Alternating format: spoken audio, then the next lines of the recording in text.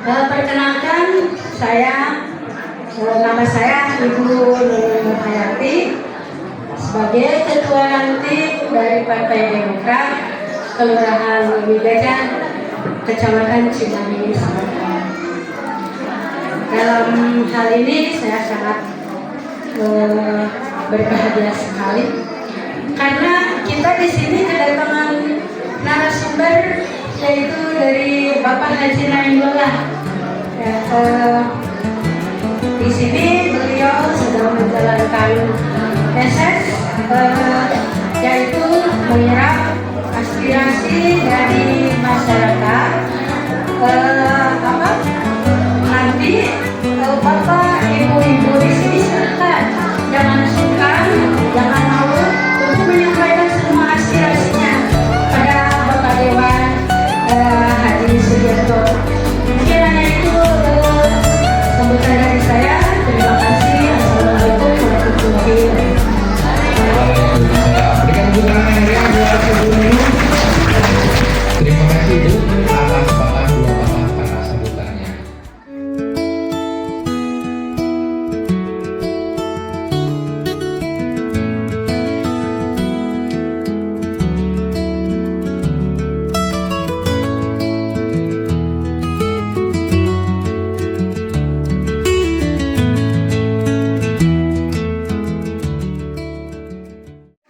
Assalamualaikum warahmatullahi wabarakatuh.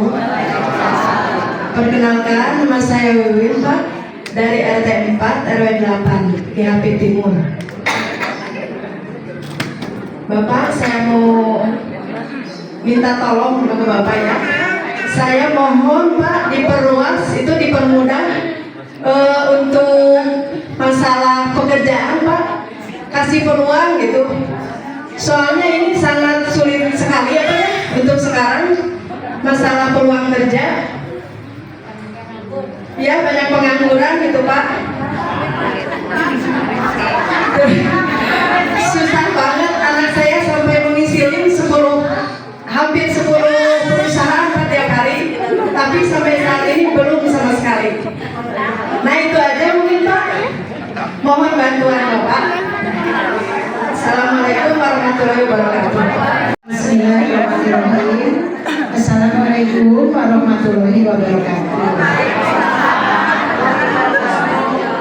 Saya Ibu Titi dari RT 1 RW 16. Saya mau ini Pak, mohon di depan rumah saya itu dari dulu pertama saya tinggal dari Citamas sampai sekarang belum pernah ada perbaikan jalan. Waktu itu pernah Bu Aida reses juga, sudah menjanjikan, tapi sampai sekarang belum juga ada.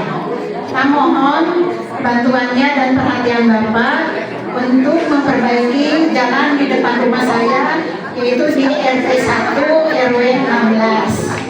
Karena selama ini di RT-RT yang lain sudah sampai beberapa kali diperbaiki, tapi di halaman saya sampai sekarang belum pernah. Terima kasih. Assalamualaikum warahmatullahi wabarakatuh. Assalamualaikum warahmatullahi wabarakatuh. Saya Ibu Warnisa RT 9 dari RW 16. Kepada Bapak Dewan Haji Sugiarto Nahdlatul, saya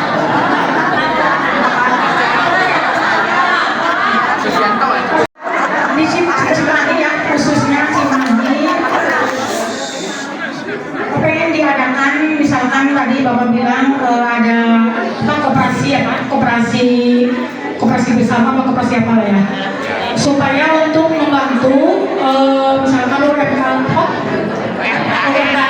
pedagang kecil atau misalkan masyarakat yang menengah ya Pak ke bawah, supaya tidak terjerat sama penjual-penjual gitu Pak, penjual terus apa itu ya, pangerno apa ya, yang banyak yang sekarang itu Pak gitu ya. Jadi menghindari prank-pranknya gitu Pak, supaya ada bantuan dari pemerintah di pusat. Kalau bisa jangan ada apa itu jaminannya atau bunga-bunga gitu ya Pak ya.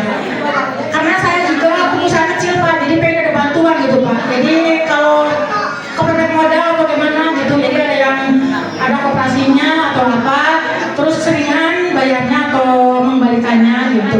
Hanya itu aja Pak. Terima kasih. Assalamualaikum warahmatullahi wabarakatuh.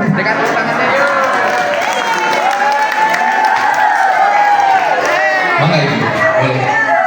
Perkenalkan, nama saya Nuriani Dewi, saya warga Nuriani Dewi, warga RT 2 RW 5, Kelurahan Cibabar. Saya mohon izin bertanya Pak, terkait lalu lintas ya. Apa langkah konkret dari pemerintah dan aparat dalam menertibkan truk dan kontainer yang masih melanggar jam operasional terutama saat jam sibuk? Apakah sudah dievaluasi efektivitas kebijakan ini dan apakah pemerintah siap menegakkan aturan secara konsisten demi kelancaran dan keselamatan warga, bukan hanya lewat razia sesaat? Kemudian yang kedua, bagaimana jaminan perlindungan dan sanksi tegas terhadap tindakan bullying, kekerasan, pelecehan, dan intoleransi di sekolah, baik itu sekolah dasar, menengah, madrasah, ataupun sekolah Kristen, ataupun sekolah rakyat? Apa mekanisme cepat tanggap jika pelanggaran terjadi? Terima kasih. Warahmatullahi wabarakatuh. Bapak, nama kami Bu RT Ami dari Cibabar, Kelurahan Cibabar, RT 904. Bapak, di mana? Sanes kan kerja, terus koperasi, bansos. Ada Bu RT mah, iya Bapak, ada perkawis sampah, betul di sana. Ibu Ani, Bapak. Ibu Ani. Ibu Ani alias Ibu Momsi.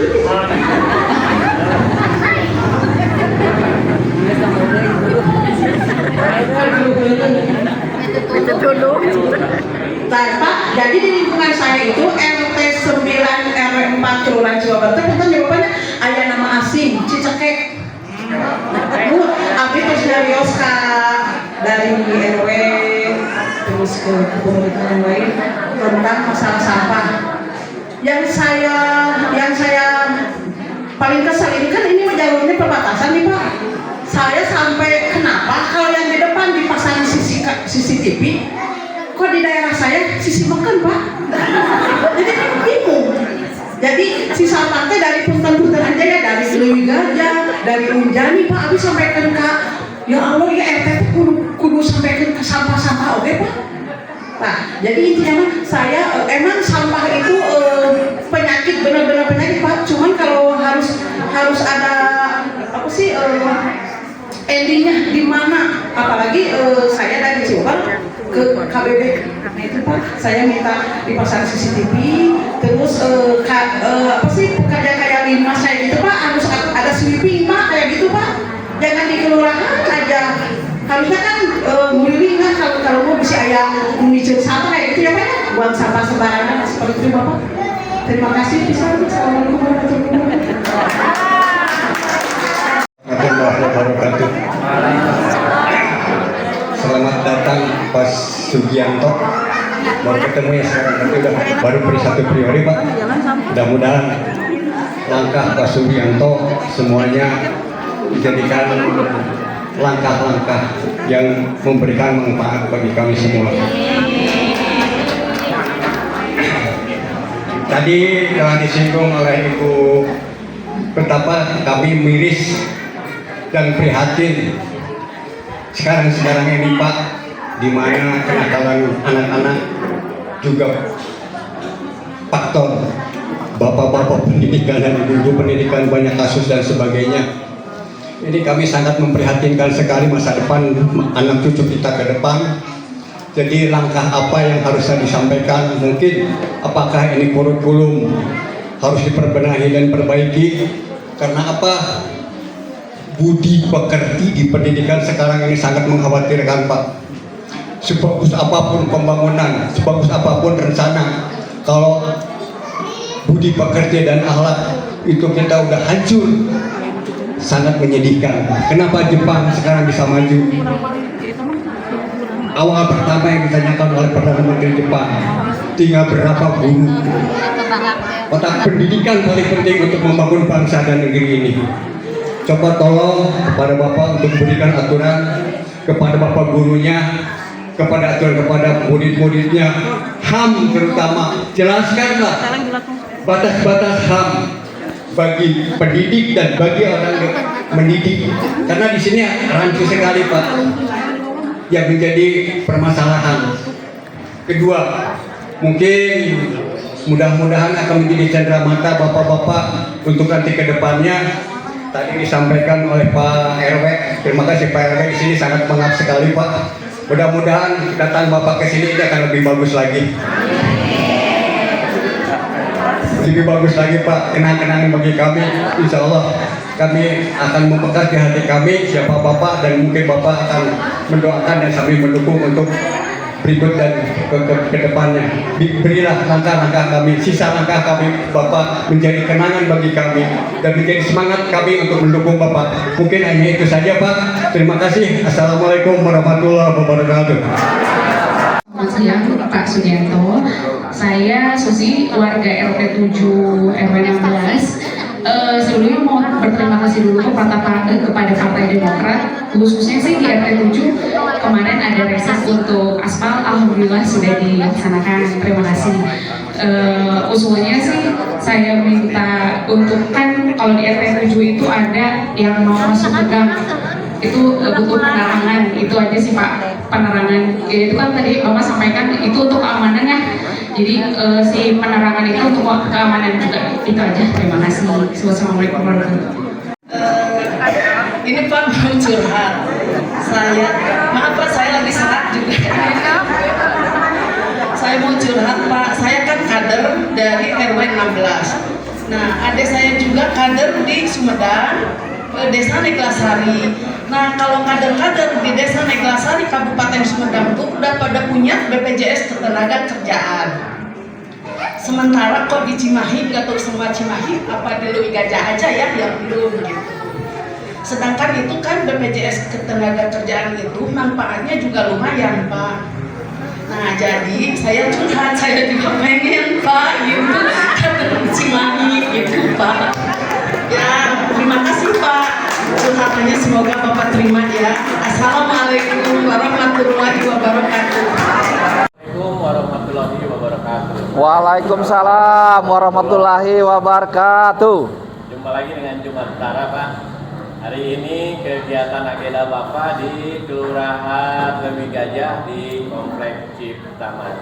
Mungkin bisa memberikan keterangan daripada kegiatan tadi Pak.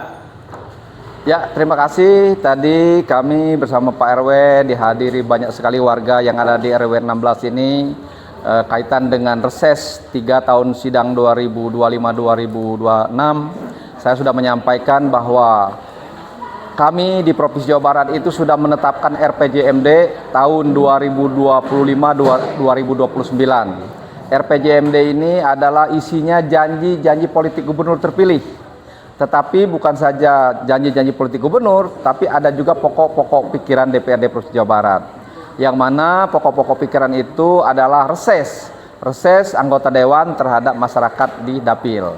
Nah, tadi banyak yang disampaikan oleh masyarakat kaitan dengan permasalahan pendidikan, permasalahan kesehatan, permasalahan pemodalan, permasalahan lapangan pekerjaan. Banyak yang disampaikan bahwa ternyata masih banyak permasalahan di masyarakat ini. Maka ke depan harapan kami melalui hasil reses ini pemerintah provinsi bisa membuat program yang sesuai dengan harapan masyarakat, sesuai dengan hasil reses yang disampaikan. Itu inginkan.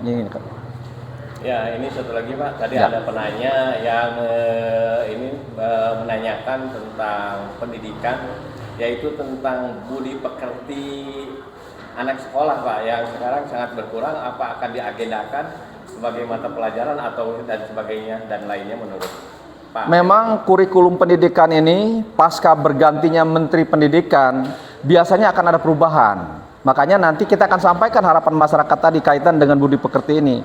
Memang faktanya seperti itu sekarang. Budi pekerti anak-anak kita ini sekarang jauh terdegradasi ya. sekarang ini, di tengah masyarakat sekarang ini, maka dari itu tadi wajar disampaikan oleh masyarakat kaitan dengan kurikulum pendidikan ini perlu sekali ditingkatkan kaitan dengan budi pekerti ini.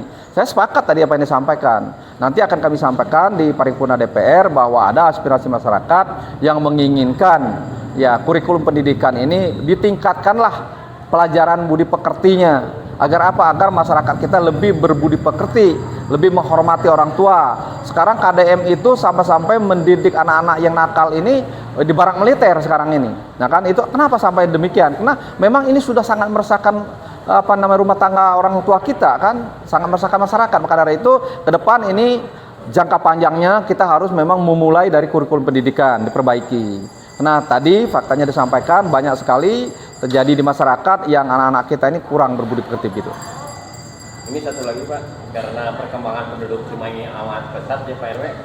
Tadi yang Pak RW katakan bahwa tentunya sampah akan melimpah, sementara tempat pembuangan akhir sampah mulai berkurang dan tadi narasi Pak RW akan dibuatkan atau dibikin mesin pengolahan sampah ini. Bagaimana tanggapan Bapak Dewan? Ya, memang kalau kita melihat pembicaraan di tingkat pemerintah provinsi, memang masalah sampah ini kemarin itu ada langkah-langkah strategis yang akan dibuat oleh Gubernur Jawa Barat Pak Deddy Mulyadi ingin menyelesaikan sampah ini dari rumah sebenarnya.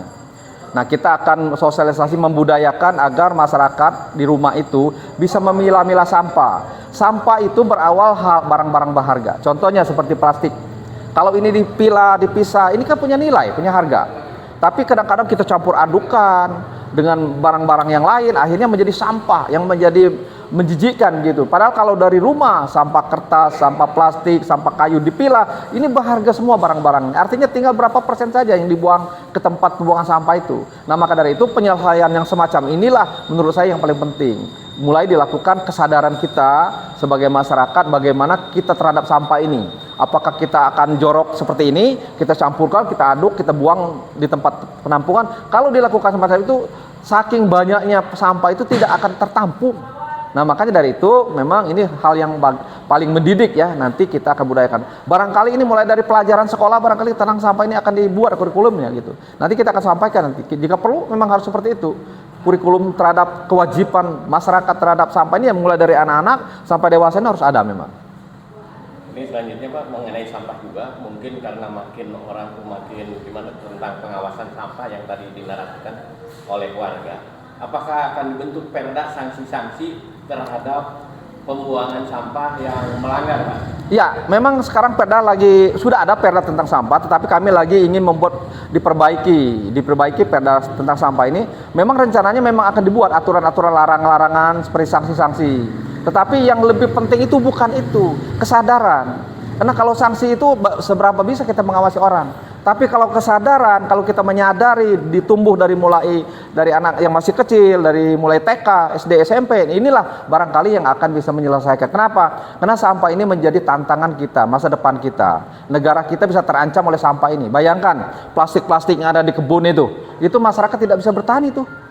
Tanaman tidak bisa tumbuh kalau banyak sampah plastik di bawah tanah itu. Bayangkan itu ancamannya, begitu besar itu. Maka dari itu inilah sebelum ini terjadi, kita harus buat aturan regulasi agar menyadarkan kita semua sehingga kita memiliki rasa tanggung jawab di sana.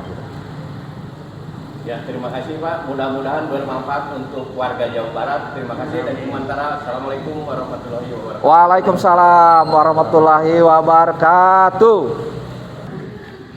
Jawa Barat, Jawa Barat.